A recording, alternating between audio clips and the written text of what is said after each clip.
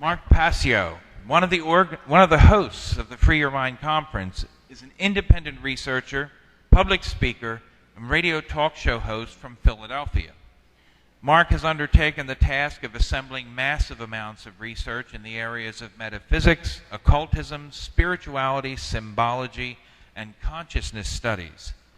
In 2007, Mark began presenting this information in the form of a unique lecture series entitled What on Earth is Happening?, with the intention of bringing the implications of this body of knowledge to greater public awareness. In 2010, Mark began hosting his own weekly talk radio show called What on Earth is Happening?, which is broadcast live every Tuesday evening and simulcasted in part on Oracle Broadcasting as part of the Intel Hub radio show. Mark is a passionate, compelling, and absolutely focused speaker, and his presentation this evening will indeed free your mind. Ladies and gentlemen, Mark Passio.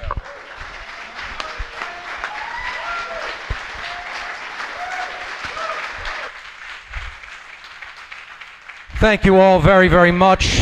Thank you all for being here this evening. And this is going to be, I believe, the only presentation that is not intended for audience members, and you'll see what I mean in a moment. My presentation this evening is entitled Occult Mockery of Police and Military Personnel. And this is who I am speaking to. Okay, the audience will get much from understanding this knowledge, but I am directing this to the police and the military of every country on this planet. George Orwell, author of the book 1984, said, "If liberty means anything at all, it means the right to tell people what they do not want to hear." So this information may be a bit unpleasant, but I would hope that most will not go into this modality, which I call emotional mind control. And this is responding to information which makes one feel unpleasant by rejecting the veracity of that information. And that is a very, very powerful form of mind control. Because something may make you feel bad does not mean that it is untrue. Kierkegaard said there are two ways to be fooled. One is to believe what isn't true. The other is to refuse to accept what is true. There is such a thing as truth. It exists. We can come to know it. And these are the only two reasons that humanity suffers, that we undergo self-inflicted suffering, is because we either believe that which is not true or we refuse to accept that which is. This information is occult. It has been occulted from the view of most people. Occult, as Jan Irvin said earlier, comes from the Latin verb occultare, meaning to hide, to conceal, or to keep secret. It is simply hidden information. Hidden knowledge is what ultimately keeps this planet under control, under mind control. And it works through two basic methodologies. The first is hierarchy, or a chain of command. The second is compartmentalization, meaning each area being kept distinct from the other, and the other area not knowing what the other one is actually doing, so you don't see the interlocking pieces of the agenda. Occultists are the rulers of this planet, plain and simple. And they are dark occultists. And I have first-hand experience, so I'm qualified to speak on this topic because I was directly involved in the dark occult. I was a priest in the organization known as the Church of Satan for years. And admittedly, this is the Boy Scouts of the satanic hierarchy, at best. At best. It is a psychological profiling system in order to take people up who display psychopathic tendencies for grooming into higher areas of the dark occult. Anton LaVey himself appointed me priest on March 19th. Okay, a very significant occult date. This is a letter from his wife, Blanche Barton, and you'll notice that it says Mark Rokar. That is indeed me. There is my home address on the letter. That is a demon name which I took as part of my dark occult initiation. It is a cat demon from the Gnostic book, the Pistis Sophia. Okay? I took it because I am born under the sign of Leo. Blanche Barton said, "Dear Mr. Rokar, Dr. LaVey has been favorably impressed with the skill and mastery you have shown in various opportunities to represent the Church of Satan and Satanism in general. You have proven yourself to be magically and materially adept. Therefore, he felt it was high time you were granted the title of priest in recognition of your dedication, knowledge, and ability. May the fires of hell continue to strengthen and inspire you. Hail Satan, Blanche Barton." Hidden knowledge controls the world, and that is what the dark occult are using against us as a weapon. What is this hidden knowledge? Ultimately, it is knowledge about nothing else at the deepest core fundamental level but the knowledge of who we are. Our consciousness and how it works. And these are the three modalities of consciousness. It has been called mind, body, spirit. But it is indeed our thoughts, our emotions, and our actions. That is the true Holy Trinity of consciousness. And it is all about us. That is the knowledge that they have occulted from sight. It is also the knowledge of how there are physiological expressions for these three modalities of consciousness, particularly in the brain. We have three complexes in the human brain. The first is the reptile complex, the R complex. This is responsible basically for controlling our instincts, our basic survival mechanisms, and motor skills. It is also called the brain stem, and this is the lowest consciousness part of the brain. We have a midbrain, which helps us to experience emotion, and that is known as the limbic brain, or simply the mammalian brain. And then we have a higher brain, a human brain, the human neocortex, which is ultimately responsible for higher order thought functions when it is operating in a state of balance. If it is not, we revert into either emotional mind control through the limbic system or into male dominator behavior through the R complex. This part of the brain, the neocortex, the higher brain, the human brain, needs to be balanced. That is ultimately what should be our ultimate goal in life, is to bring those two hemispheres, the masculine solar left brain hemisphere and the feminine lunar right brain hemisphere, into a state of harmony and balance, so that it opens the third eye, the human pineal gland, and it balances the brain. And I've displayed the symbols of the chalice and the jade coming together to form the blazing star, or the all-seeing eye, to represent that concept. This is what happens when the human brain is in a state of balance on the left, the holistically balanced brain. When it is in a state of imbalance, the neocortex shows a pattern like that, and that is electrical deadness of the brain. Generally, that form of electrical deadness, of synaptic damage from chronic left brain hemispherical imbalance, is caused by high levels of adrenaline pumping through the central nervous system. Well, when we think about high levels of adrenaline, that brings us to these two groups of people. There is a lot of physical brain damage that has taken place. Make no mistake about it. And I'm going to talk about how the dark occultists who own these people, own them, feel about them, or as you will see, don't feel anything at all about them. As a matter of fact, they are the most mocked individuals on the planet. If you think that they have contempt for the general sleeping public, you haven't seen anything. They call the general public, dark occultists, they have two terms for people that I've only ever really heard them use.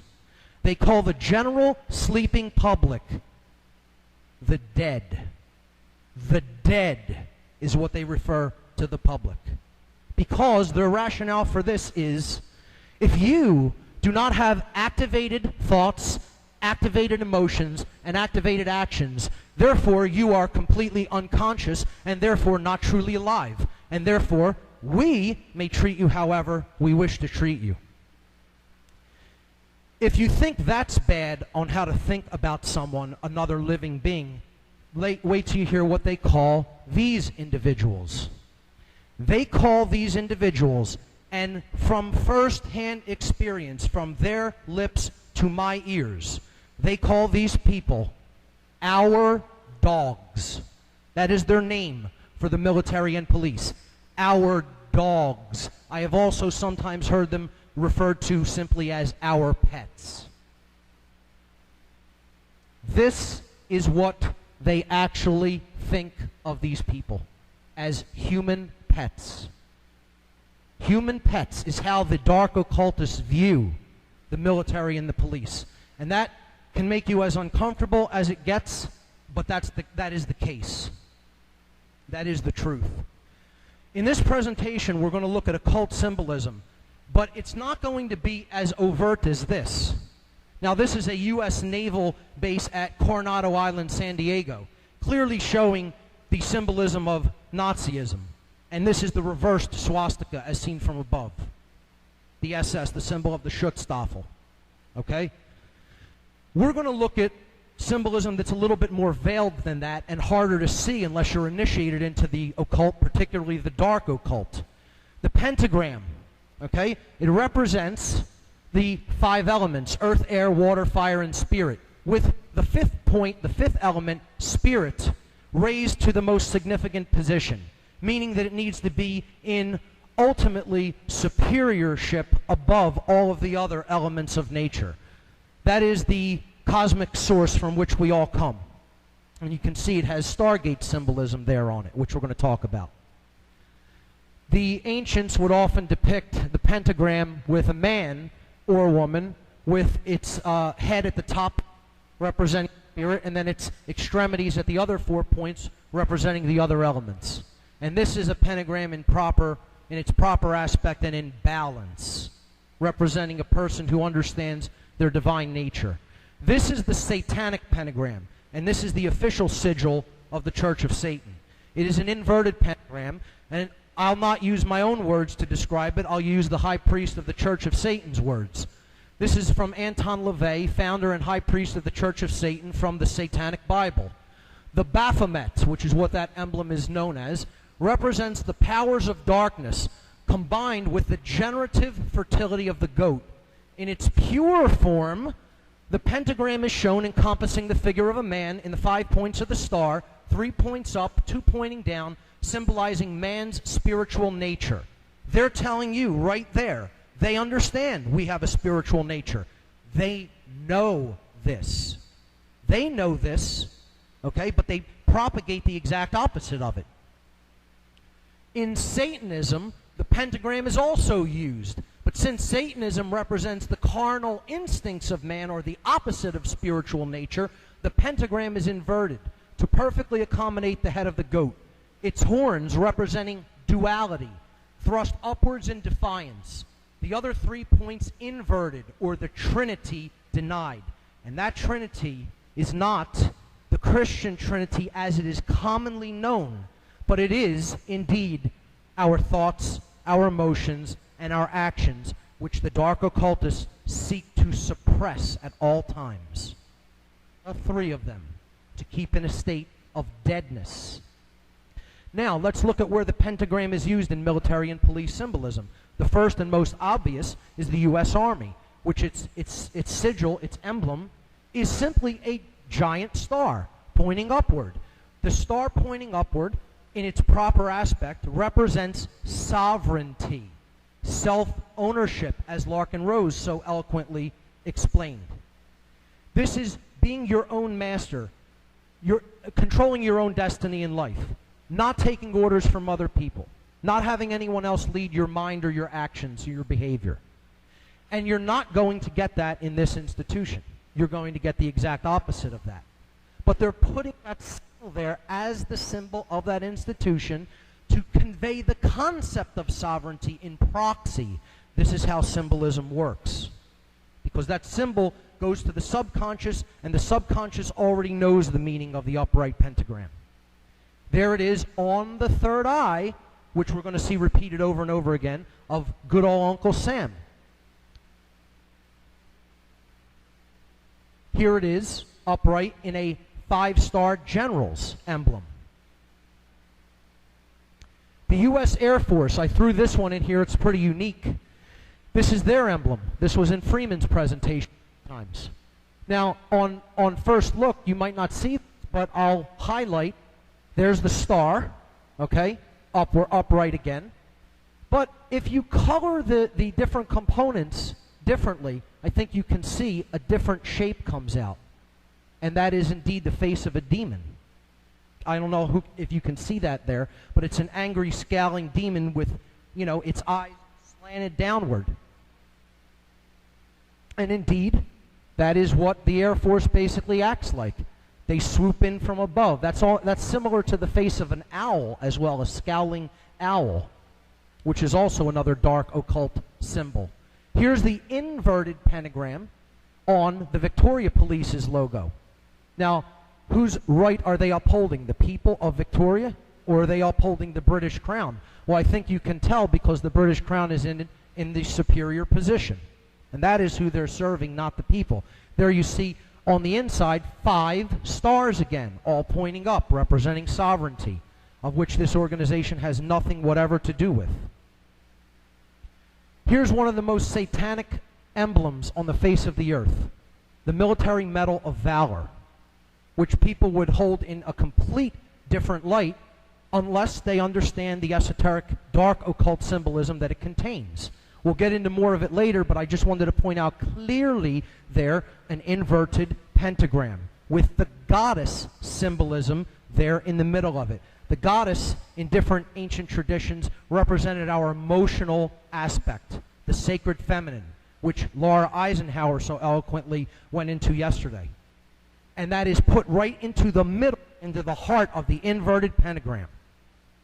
And we'll see there's even more covert symbolism later.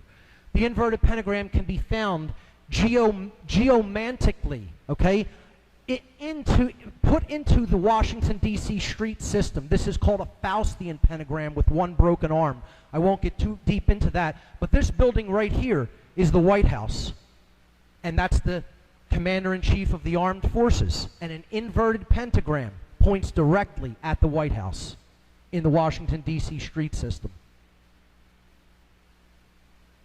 The Pentagon, the place where war is waged from in this nation, imperialism, okay, is the very hub or the heart of the 5-pointed inverted pentagram. Here it is on the FOP's logo, a Masonically connected institution. And I make the distinction. There is such a thing as true, esoteric, positive, light Freemasonry versus what has become a completely infiltrated institution, dark Masonry. And the lodge system is in a state of disarray. And I know there are some Masons right in this room. And I'm doing this on my podcast right now. The shows I've been doing are all about Freemasonry recently, and you can see the distinction that I'm making between true Freemasonry and dark occultic Masonry, and there's a world of difference between the two. Here we see the inverted pentagram again on the third eye chakra, put right on the forehead of the person who's being mocked occultically by putting it there. They're telling them they're in a state of total denial of their own spiritual nature, and they're putting that emblem right there and they can't see it.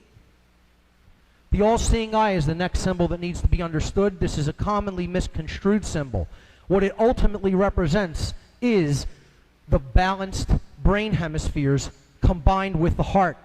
So it's the heart-mind come to full expression, and this is a symbol that is co-opted and perverted. and come to be used or identified with the dark occultists. However, that is not what it really represents. What it really represents is light. It represents balance. It represents the light of the Creator, the true Creator. Okay?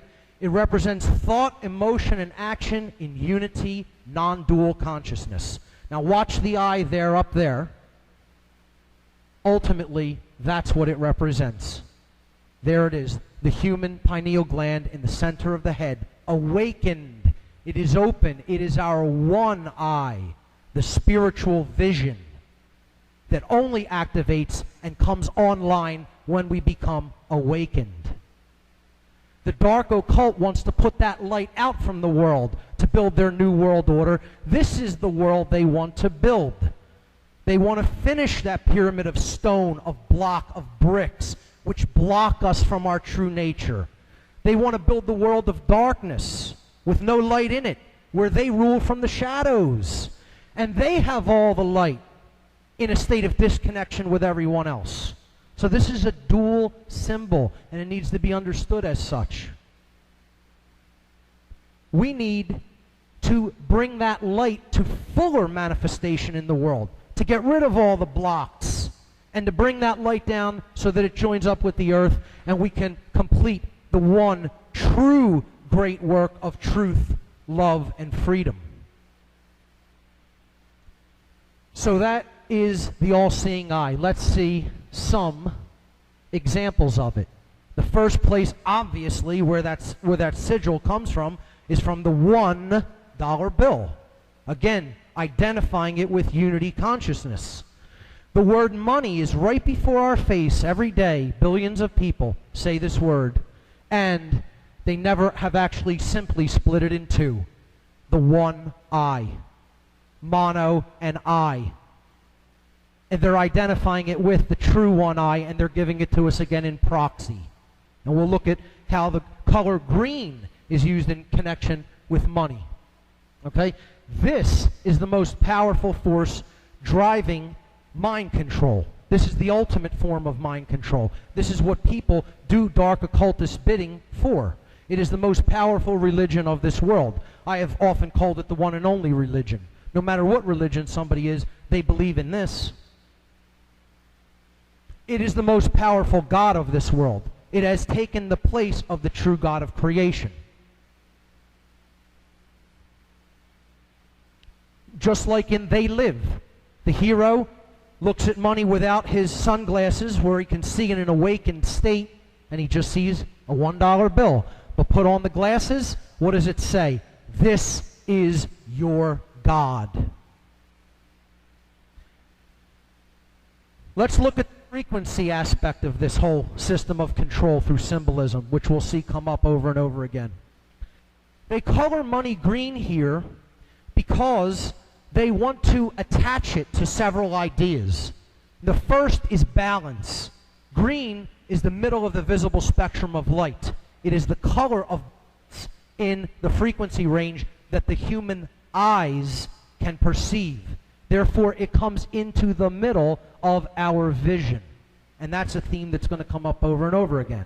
We see that the rainbow energy wheels, known as the chakras, okay, go in frequencies from red and then up through the violet to the crown chakra, from low to high frequencies. The heart chakra is right in the middle. So that is the center of self, the heart, okay? And it's colored green. And interestingly, the Anahata chakra is a six-pointed seal of Solomon, the blazing star, which we've already seen. There it is. Green is the color of nature. Nature provides this color in the greatest abundance because this planet is attempting to love us. And we return it for money and for the jobs that we feel that we must do with rape. That's what we return the planet's love with in general. But green is the center of nature, in addition to being the center of self. It is also, as we've already seen, the center of consciousness, the balancing of the blue frequencies of the right brain with the red of the left brain, which is why I colored those that way.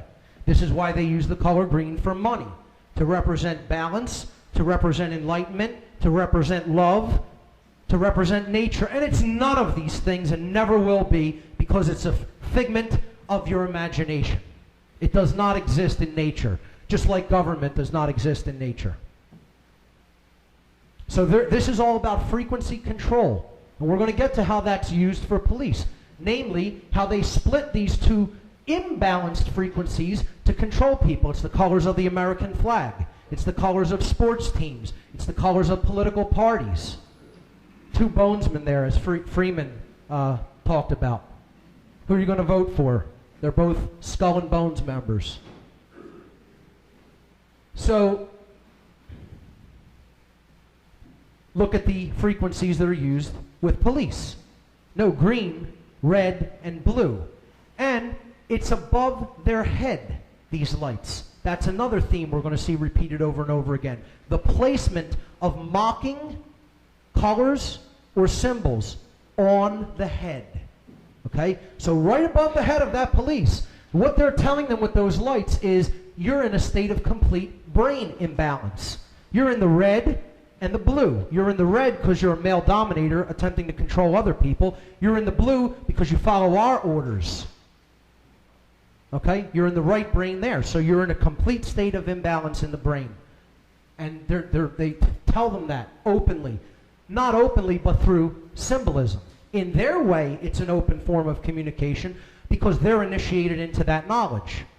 To the police, they have no idea what they're being told because they are illiterate of that form of symbolism. That's why they're called the boys in blue. It's another form of subtle occult mockery. They're being told, we own you, and you'll do whatever we say because you're in that state of blue, right, which is subservience toward the right brain to your masters.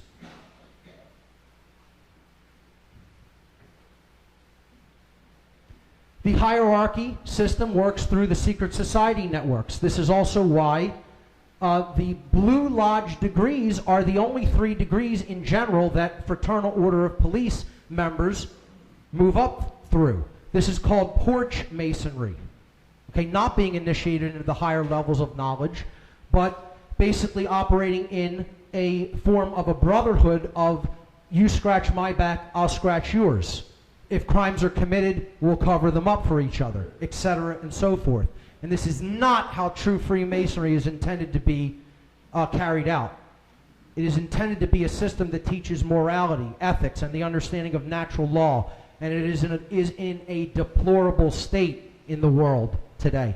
It has fallen. So I'm going to get into some Freemasonic symbolism to show how police are mocked through this as well. This is the first degree tracing board of the entered apprentice degree. You see the checkerboard floor of the house. This is known as the Temple of Solomon on this tracing board, okay? The checkerboard floor of the house represents base consciousness, unconsciousness in general, not understanding one's spiritual nature, not understanding natural law. You don't know what good is, you don't know what evil is. You're ignorant of both. Okay? You're as low as it gets. You can't go any further than the floor. Okay? The object is to get off the floor and climb the ladder to higher consciousness. And that is accomplished by balancing the left brain hemisphere, represented by the solar symbol, the sun, that's the pillar of Jachin, and the lunar feminine consciousness, which needs to be integrated to provide that balance or synthesis, the union of opposites, ordo ab chaos. Okay? So, when one does that, they transcend duality, and they reach the middle pillar, which is called Jacob's ladder. The right-hand pillar is called the pillar of Boaz, the lunar pillar. When you transcend the duality, seeing the world as us versus them, then you can climb that middle pillar, and not a moment until. That's when you're granted access to the ladder to climb the middle pillar. You see here, the imperfect ashlar and the perfect ashlar, but one can only make that bridge between the two from the imperfect to the perfect by centering oneself, by coming to a place of balance. And at the top of that ionic pillar, the one on the left is Doric, the one on the right is Corinthian, okay, is the all-seeing eye. Because the ion pillar has been climbed. The ionic pillar. This is occult wordplay, which we're going to see in a little bit. The key represents the heart chakra, and there's the color green. That's why that is the green initiate that has the key. That's the key to everything, is care, true care, the opening of the heart chakra. Nothing can be accomplished without it.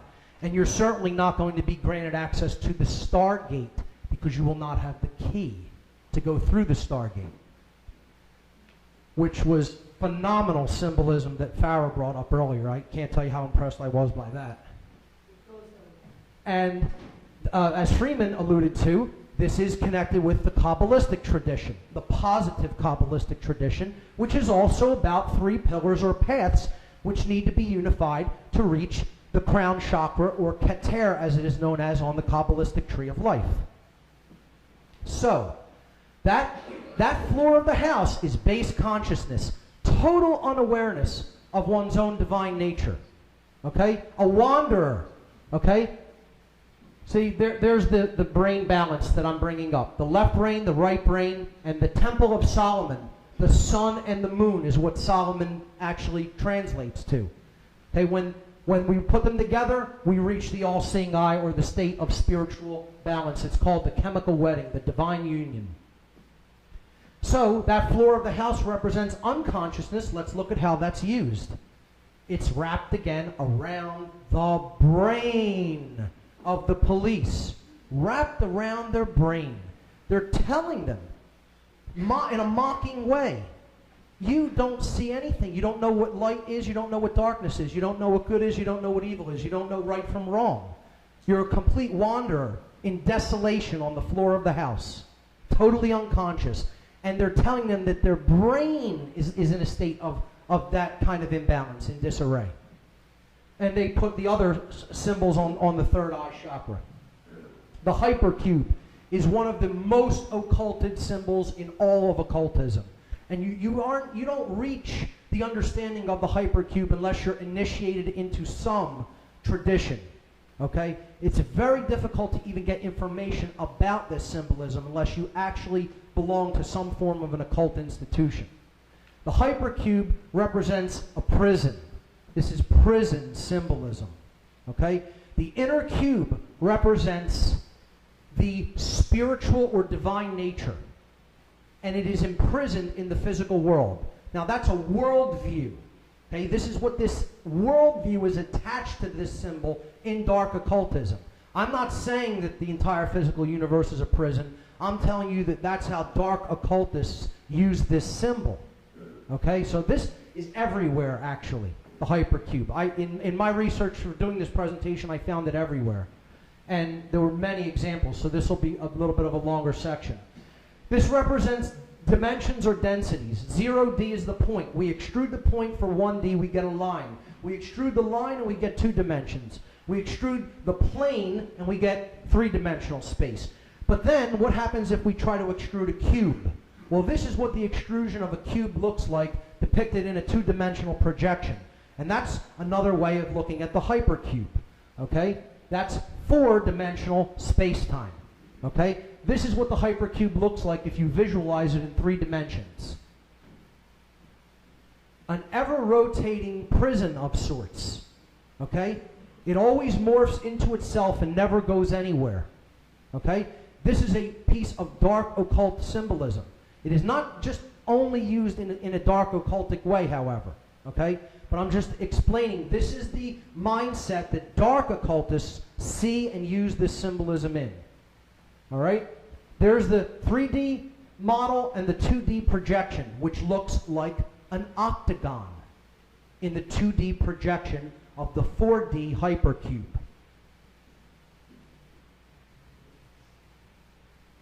Where do we see the octagon? Again, on top of the crown chakra now. They attack the third eye chakra with satanic symbolism, and now with more dark occult symbolism, a black octagon on the crown chakra. There it is. When are these individuals going to wake up and stop thinking in terms of dualism as us versus them? I wonder, I ask that question. Now, another way of looking at the hypercube is 2 squares. And this is also, it's difficult to find accurate information about this unless you are going into some form of occult school and learning it from themselves to see how they view this symbolism. So here we see the two squares on the Sussex police logo. This is another way of depicting the hypercube or the octagon. There it is, in the intersection between the two squares. Now, I'm quoting from David Icke from his book, The Biggest Secret. The double square, one square on top of another in any form, is more secret society symbolism. In the secret language of symbolism, one square on top of another means control of all that is right, all that is wrong, all that is just, all that is unjust, all that is positive, all that is negative. In other words, we control everything. And I got news for you. That does not mean the police control everything. The occultists who crafted this symbolism for the use by the police are telling the police that we control everything, including you. And where we see the double square on the third eye chakra once again. There's the octagon, combined with the floor of the house. There it is again. Once you start to see it, it's everywhere. There it is again. But you have to, and there it is combined with the floor of the house again. Mocking these people brutally, wordlessly, because they know nothing of occult symbolism. Hell, they know they've barely read a book in their lives, let alone understand anything about the occult. And I'm sorry to say that, but it just happens to be the case. You know, no study of self, which is the only thing knowledge really worth having. Here we see in the second commando unit, the double square again, very clearly seen there. Here is an octagonal patch of U.S. Army forces, okay, right in the center of the hypercube or octagon.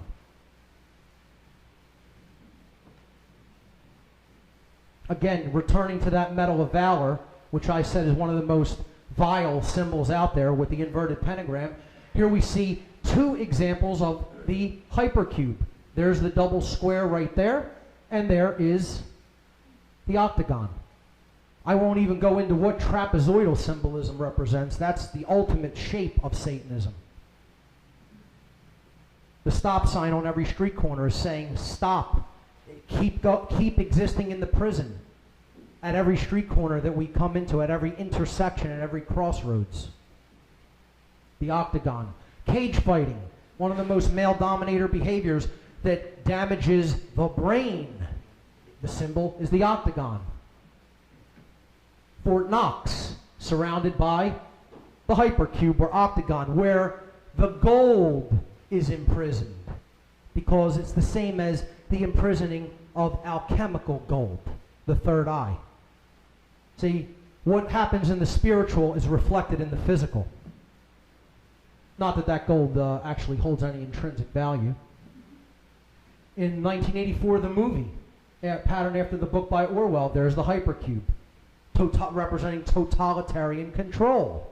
We control everything. How many more examples would we need? Let's get into words, because words ultimately control the world. If we don't understand how occultists use words through what's known as green language, which you can only really understand if you've balanced the brain hemispheres, this is occult wordplay.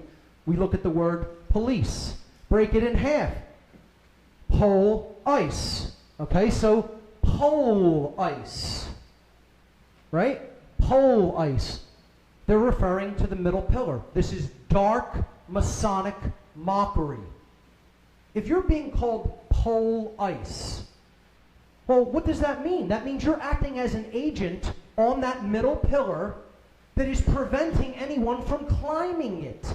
Try to climb an icy pole. See what happens. You're not going to make it very far. And that's why we're not really making it very far. We're stagnated. And the stagnating force, this is what these people are being used to do, to stagnate the spiritual evolutionary development of humanity, and they don't even know that. Pole eyes, they're being called. The identity in a state of duality. Okay? Not just conflicted with other people, but conflicted with themselves. As Larkin said, nobody can put any obligation upon you to do what you feel is not morally right.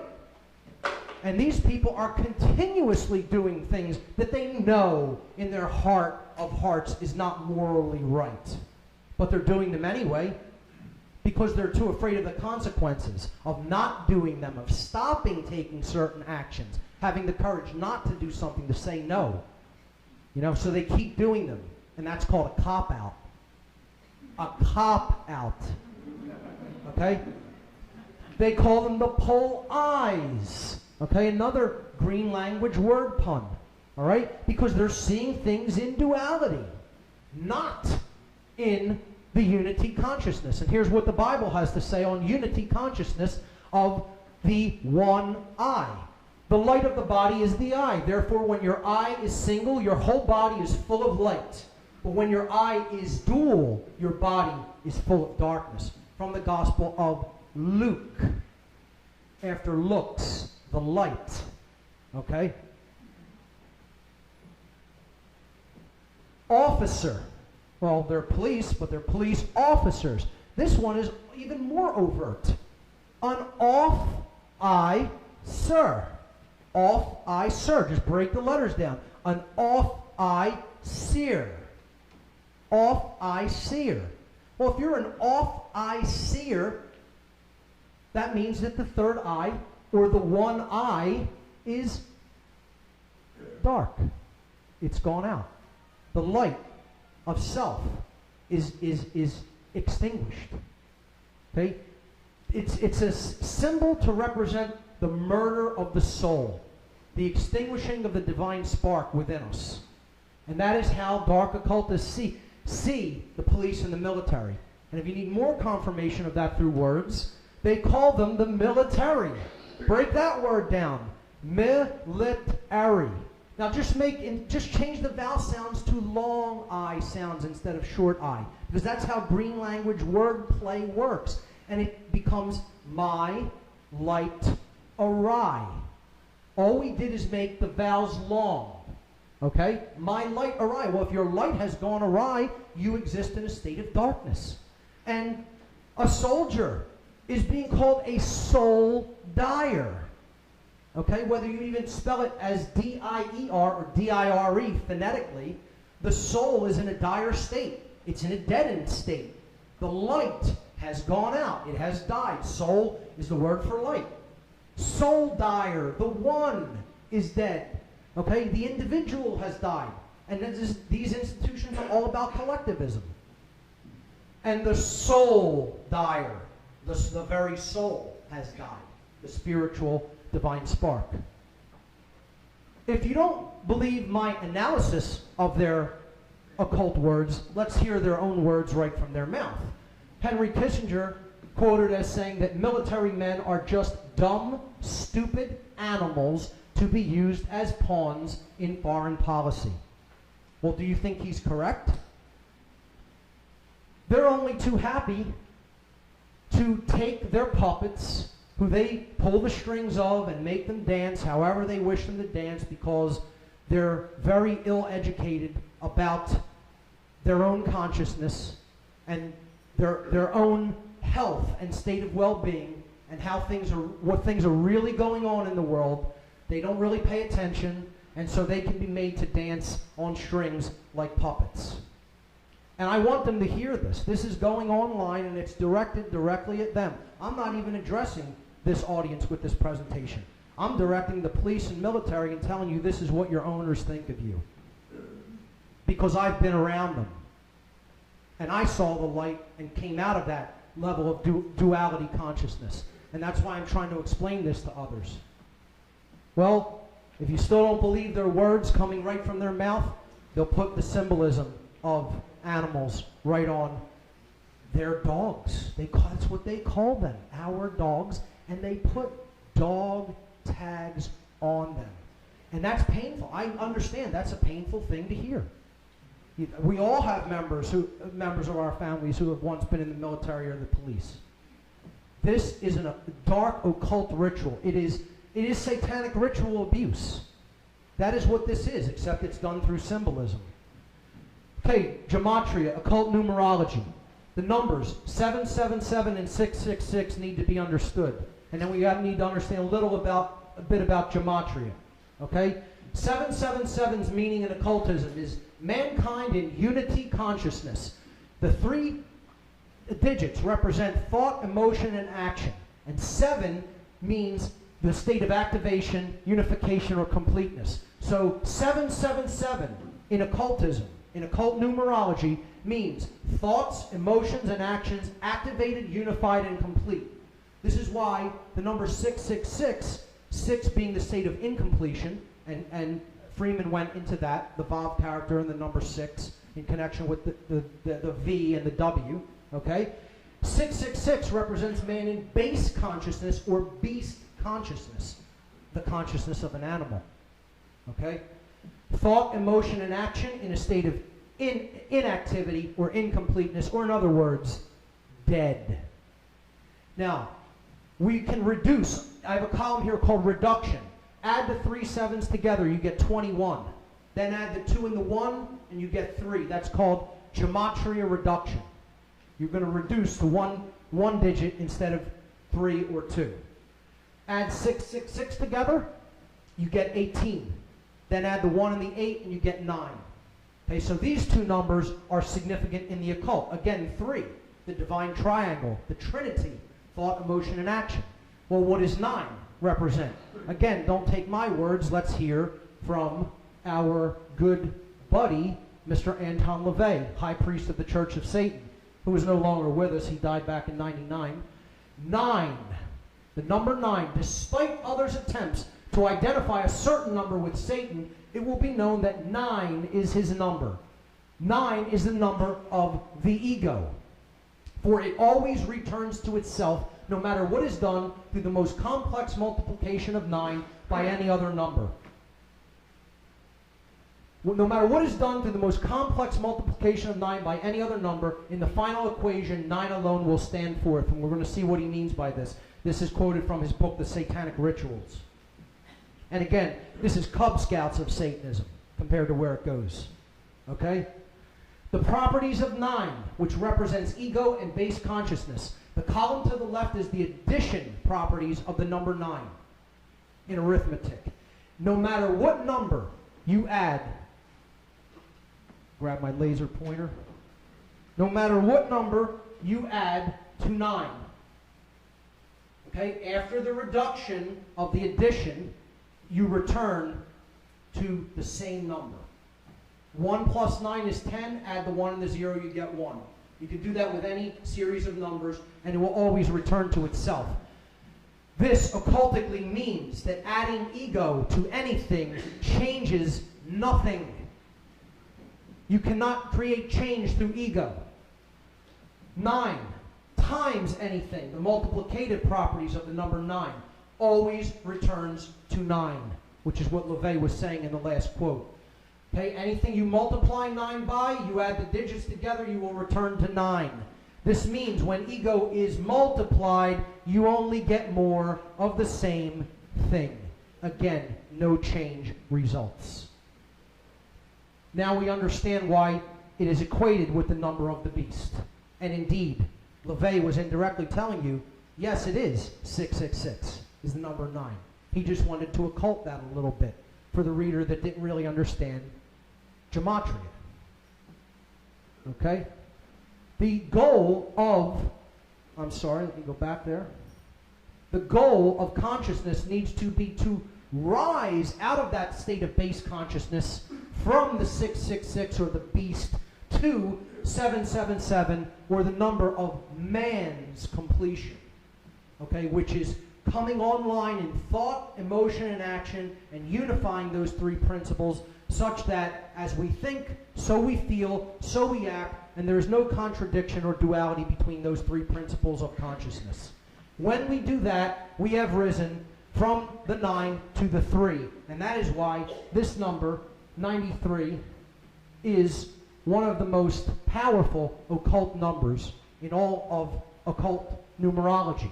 It means love, the will, and the ascension to higher states of consciousness. For one has transcended the 9 and gone to the 3, or the state of completion. In other words, the imperfect ashlar has become the perfect ashlar. Therefore, the number 911, which we all know a lot about after 2001, okay, is the number of falling short of the number of will. And again, this is occultically mocking not only the police, but the people who call them to solve their problems for them that result from base consciousness. Every time that number is dialed, it represents a failure of love, of the will, and of a transcendence or an ascension to higher levels of consciousness. Therefore, we add the 2 ones, we get the number 92. We have fallen short of the 93. Love, the will, and higher consciousness. Okay, so I've illustrated that a little bit in the next slide. Okay, 92 out of 93 is where we got to. We didn't quite make it, right? So we do the reduction symbolized by the arrows. Excuse me, the arrows. 92, add the 9 and the 2, you get 11. Add the 2 ones, you get 2. At the bottom, add the 9 and the 3, you get 12. Add the 1 and the 2, you get 3. That's gematria reduction. We come out to 2/3, and that is a repeating 6, which basically means eternal failure. Always 6, forever. And that's the definition of hell, which is what this world is rapidly becoming if we don't wake up mass numbers of people, not just small rooms like this. The FOP's logo has significant gematria in it because it is a dark occult sigil. F is the 6th letter of the English alphabet. This is English gematria. Okay, A, B, C, D, E, F, 6. Okay, O is the 15th letter of the English alphabet, and P, right after O, is the 16th letter of the English alphabet. So let's look at how these add together. The 1 and the 5 from the number 15, representing O, adds to 6. And the number P, representing the 16th letter of the English alphabet, reduces in gematria to 7, adding the 1 and the 6. Therefore, these 3 digits represent 6, 6, 7. And you can see the checkerboard floor of the house, the all-seeing eye, a Masonic first-degree grip, okay, and the words Jus Fidus Liberatum, which means justice, brotherhood, or fidelity, or loyalty, and freedom. Okay? And anything but is what you're going to get with this institution, because they are serving the dark occultists that they have no idea even exist, let alone control their minds and mock them continuously.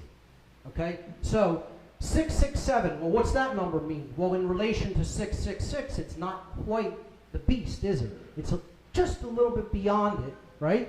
Because it means in thought there's 6, in emotion there's 6, but in action there's 7. That means that they're acting without thinking or feeling. Acting without thinking or feeling. That sounds a lot to me like just taking orders and not caring about what the results of those orders are.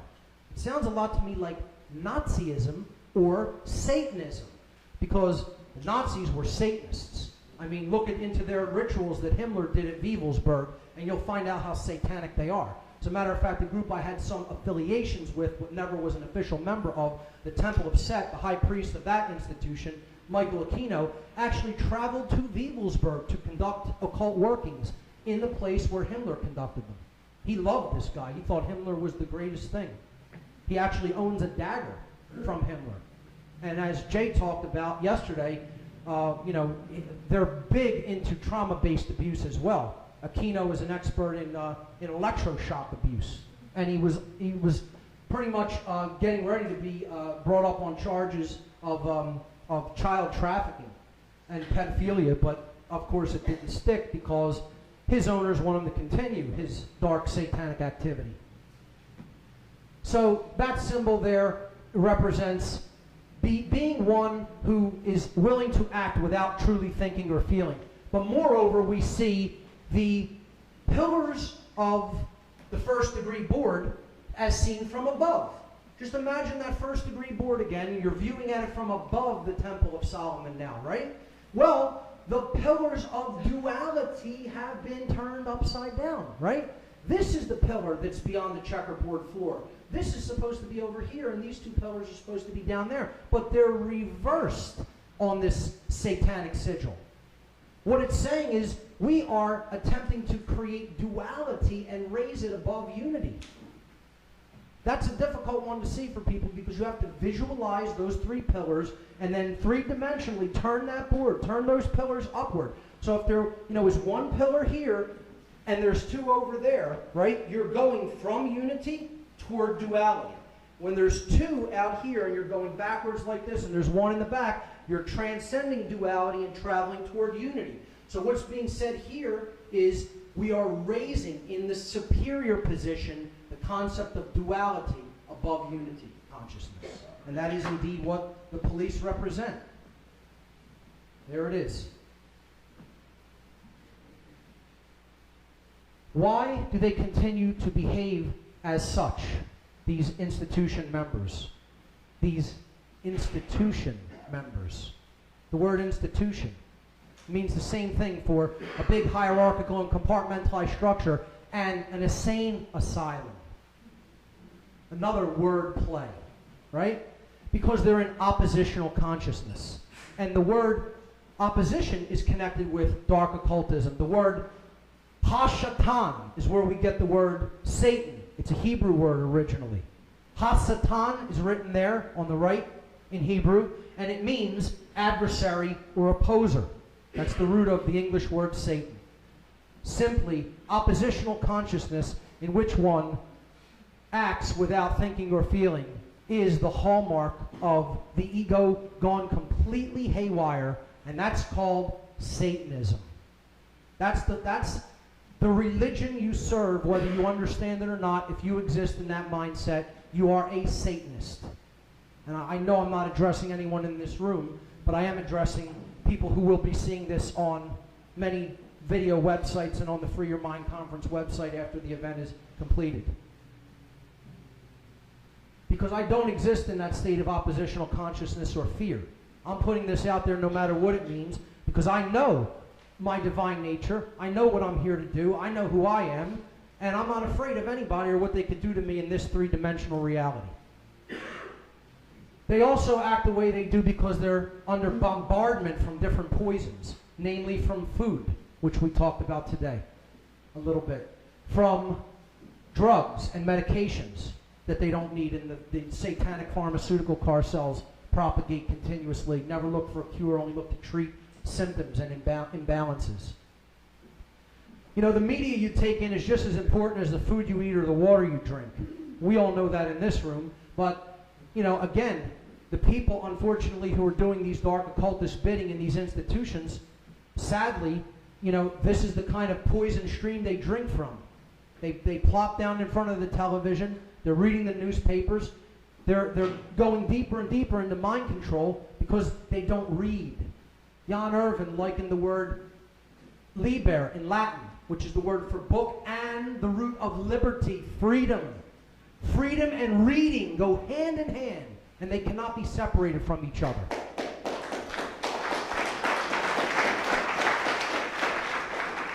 And of course, connected with the trivium, which Bob and Jan also brilliantly expressed today, it's poison.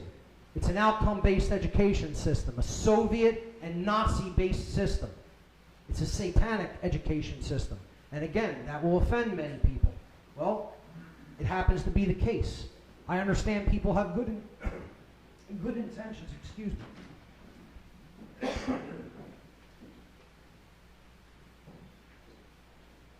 I understand people have good intentions for why they become involved in the institutions that they do, but you know the phrase that the road to hell is paved with good intentions. Check. Is it out? You don't need a mic. Yeah. Probably should have just done that from the start, right? I'm a loudmouth. Okay, how much time do I have? About 15 minutes. Beautiful. I'm sorry. Okay, you got it. Hello, check. Yep. I apologize, folks. Check. Great. All right, I'll try to back off a little because I know if I hit you with that, I'll hurt some people's ears. Okay. So the education system has become a poisoned stream as well, and they've all been indoctrinated. Indoctrination. It's another word for training. And we don't train people. We hopefully try to educate people, but we train animals. You know, that's what they're being done when they go to basic training. Another form of mockery. Jefferson, regarding education and indoctrination, said that if a nation expects to be ignorant and free in a state of civilization, it expects what never was and never will be. You cannot be ignorant and free. These are the antitheses of each other. Okay? That's a complete oxymoron. Ignorance and freedom do not exist in a state of simultaneous existence. Another reason why this country is going into bondage, if we don't wake up and stop being hoodwinked. Hoodwinked is what these people are. They're blindfolded, and we need to be the purveyors of light to take this information out, to understand it well enough that you can rationally and logically explain it to another person. And I know that is a little bit difficult without firsthand experience in the way I've been blessed to have. I don't look at my experience in the Dark Occult in hindsight as something that was horrible.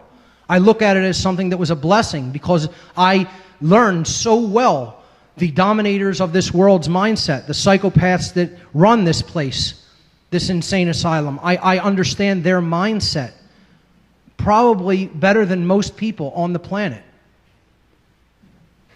And I'm going to bring them down with it.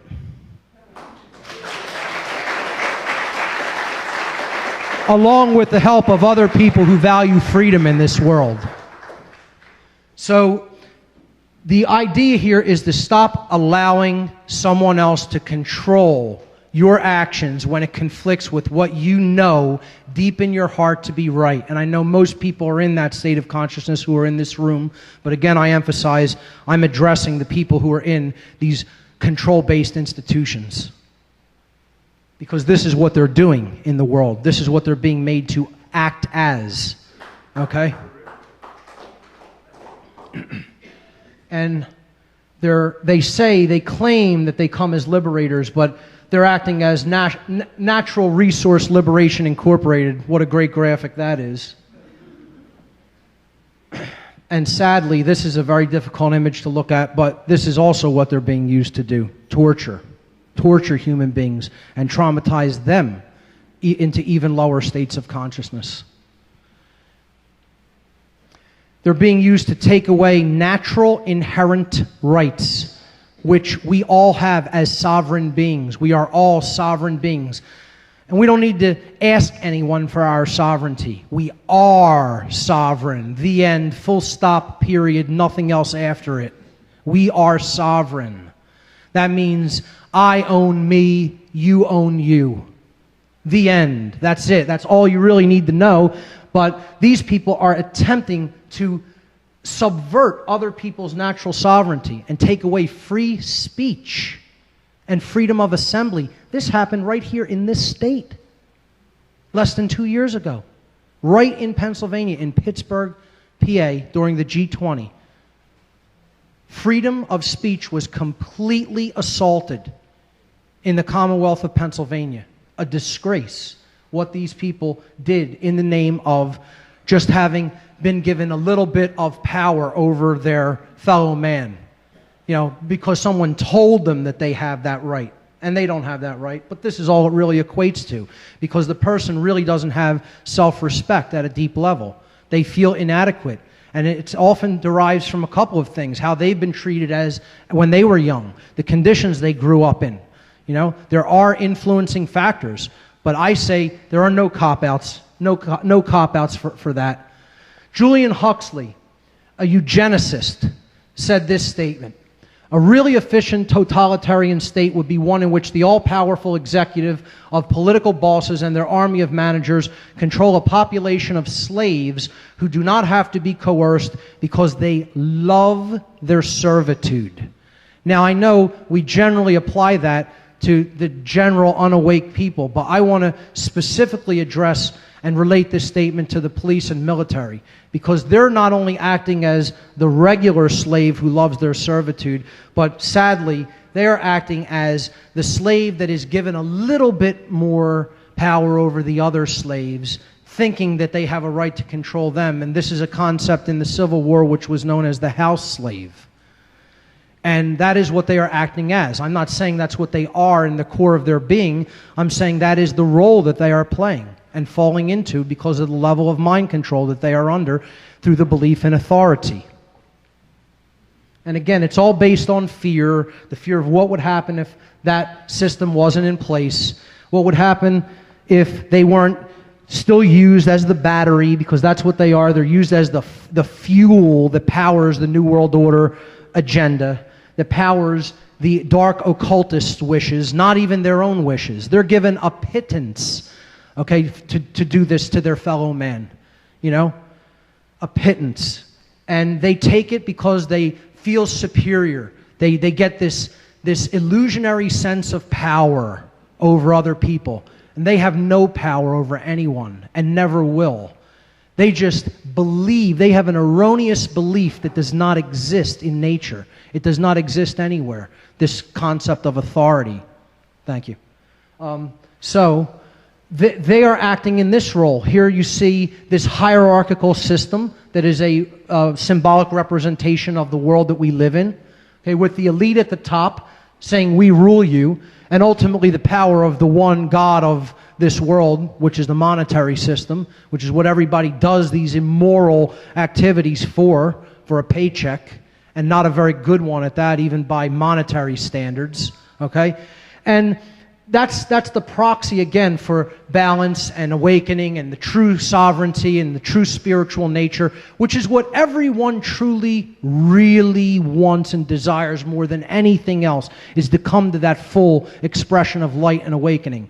And that's why they take advantage of that and put the frequency of balance and the symbols of balance on that money, because they're trying to position it in proxy as the true God of creation. That's why it's depicted there at the top. And don't get it twisted and think that I'm some kind of a socialist because I'm saying money doesn't exist. That's another form of control. They're two sides of the same coin. It's all about authoritarianism, the belief in authority, whether it's the belief in runaway capitalism that lets corporations and government do whatever they want, or whether it's allowing government to have all control of all resources and mete that out to whoever it deems is fit for them. Both of those things are systems of slavery and nothing more than that. So they position, well, underneath here you have the priest class, which is saying we fool you, and underneath that the military and police classes, which say we shoot at you, because they see things in a state of us versus them, and they're just living for the pittance that their masters above them dribble down to them. But the mass of people, of course, well, now you have the richer classes of people, you know, in the social strata saying we eat for you, but then all of the people, the general masses of people down at the bottom saying we work for all and we feed everyone. And this is the system of hierarchy and compartmentalization that we're currently locked into, but it's not going to be around for much longer, because this information is going to reach more and more and more and more people's eyes and ears, and it's not going to stop until this system is brought down.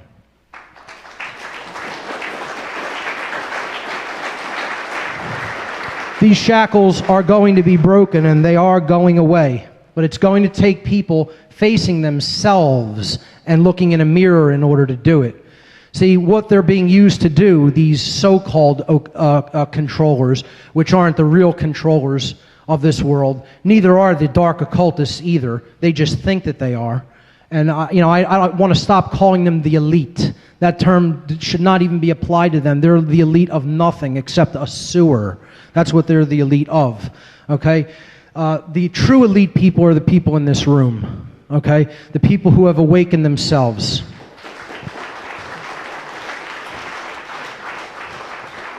The dark occultists want to build this, a prison planet, a prison for souls, but we're not going to allow that to happen because we have a greater destiny than that. They want to build hell on earth. Vernon Howard, now I'm going to get into solutions in the last few minutes. Vernon Howard said, human sickness is so severe that few can bear to look at it, but those who do look at it will become well. Self-examination, self-knowledge is the ultimate answer to all of this. If we know not ourselves, we know nothing. The oracle at Delphi of the mystery tradition said, know thyself, and you will know the universe and the gods. Vernon Howard put it best, that's where the answer lies, by looking inward and looking in the mirror and understanding what we have allowed ourselves to become, by doing the bidding of other people who do not have our best interests in heart and who are actually psychopathic in nature and are just using people to enforce their agenda, which ultimately leads to nothing but death and destruction. And that's what the police and military are being used for. In plain words, that's it. Okay? The mirror is the solution. Nowhere else. No place outside of ourselves does the solution lie. It lies inward and only inward. Okay? And this all comes down to the concept of respect, which is ultimately what the people who are still in this institution, in these institutions, regardless of what their intentions may be, still lack at the deepest core soul level. Okay, respect comes from Latin. Re means again, and spectare is the verb to look at. They need to take another look at themselves, and that's the only way out is inward. Okay? I'll be wrapping it up very soon. Conscience must be developed. The unification of the left and right brain in harmony with each other, with the heart, or what I've called the heart mind. Okay, I haven't coined that phrase, but I've heard other researchers refer to it as that as well. The heart mind must be developed. And what conscience means is it comes from the Latin language as well. And I love how Jan broke down a lot of words in Latin, because I do this all the time as well. You know, language, we have to get down to the core of what words mean to understand how they're being used.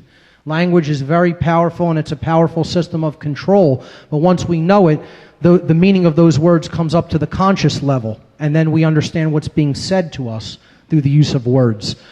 Con in Latin means together. Sciere, the